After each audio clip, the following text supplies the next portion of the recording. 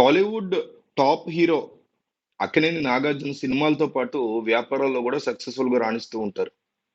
ఆయన్ని చూసే ఎంతో మంది స్టార్‌లు తమ పెట్టుబడులు వ్యాపారాల్లో పెడుతూ 2 చేతులు సంపాదిస్తున్నారు. నాగార్జునకున్న ఎన్నో వ్యాపారాల్లో ఎన్ కన్వెన్షన్ ఒకటి. టాలీవుడ్ ప్రముఖులకు, హైదరాబాద్‌లోని హై ప్రొఫైల్ వ్యక్తులకి ఎన్ కన్వెన్షన్ గురించి ప్రత్యేకంగా చెప్పక్కర్లేదు.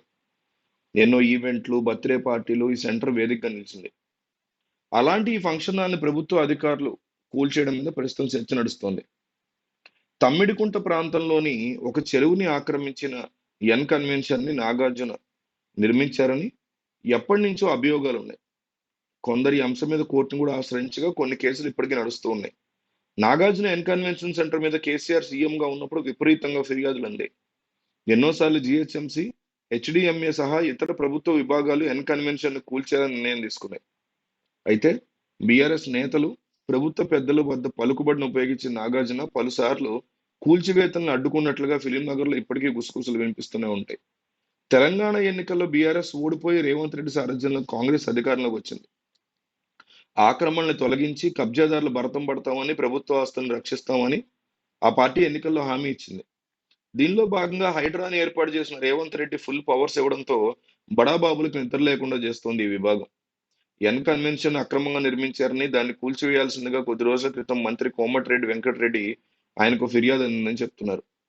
దీన్ని పరిశీలించిన మంత్రి వెంటనే చర్యలు తీసుకోవాల్సిందిగా సూచించడంతో హైడ్రా కమిషనర్ రంగనాథ్ ఆదేశాల మేరకు అధికారులు రీసెంట్‌గా ఎన్ కన్వెన్షన్‌ని కూల్చేశారు. దీని మీద హైకోర్టుని ఆశ్రయించగా న్యాయస్థానం స్టే విధించినట్టు వార్తలొచ్చాయి. అయితే న్యాయస్థానం నుంచి ఎలాంటి స్టే లేదని హైడ్రా కమిషనర్ రంగనాథ్ క్లారిటీ ఇచ్చారు.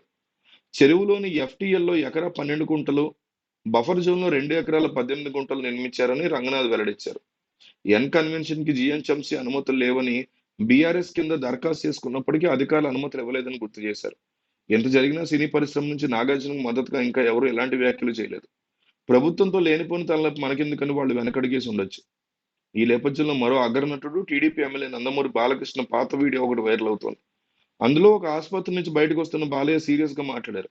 సినీ పరిశ్రమకు సంబంధించిన సమస్యల మీద గతంలో ఎన్నో మీటింగ్స్ జరిగాయని, వాటికి తనెవరూ పిలవలేదని ఆగ్రహం వ్యక్తం చేశారు. ఇలాంటి వారంతా హైదరాబాద్‌లో భూములు పంచుకుంటున్నారా అంటూ బాలకృష్ణ సంచలన వ్యాఖ్యలు చేశారు. ఆయన ఎవరిని ఉద్దేశించి ఈ కామెంట్లు చేశారో తెలీదు గానీ, నాగార్జున ఎన్ కన్వెన్షన్ సెంటర్ కూల్చివేత నేపథ్యంలో ఈ వీడియో వైరల్ అవుతోంది.